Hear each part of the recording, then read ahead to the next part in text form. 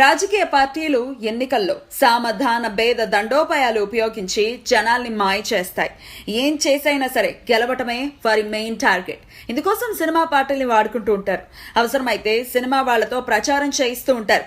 ఇందుకు కాశ్మీర్ నుంచి కన్యాకుమారి వరకు ఏ ప్రాంతీయ హీరోని వదలరు. తాజాగా తెలుగు సినిమా స్థాయిని ప్రపంచ స్థాయిలో చాటి చెప్పి తెలుగువారు గర్వపడేలా చేసిన బాహుబలిని కూడా ఎన్నికల ప్రచారంలో భాగం చేసేశారు.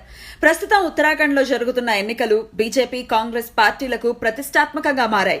తిరిగి అధికారంలోకి రావాలని ప్రయత్నిస్తున్న కాంగ్రెస్ పార్టీ తన ప్రచారం కోసం బాహుబలిలో ప్రభాస్ శివలింగాన్ని తన భుజంపై ఎత్తుకుని వస్తుండగా వచ్చే ఎవరంటా అనే పాటను వాడేశారు.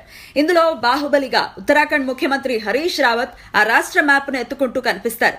ఈ సన్నివేశంలో తనికెళ్ల భరణి గెటప్ లో ప్రధాని మోదీని చూపించి హరీష్ అలా ఉత్తరాఖండ్ మ్యాప్ ను భుజంపై ఎత్తుకుని వెళ్తూ ఉంటే ప్రధాని ఆశ్చర్యపోతున్నట్లు కనిపిస్తారు. ప్రస్తుతం ఈ వీడియో ఆ రాష్ట్ర ప్రజలను విశేషంగా ఆకట్టుకుంటోంది.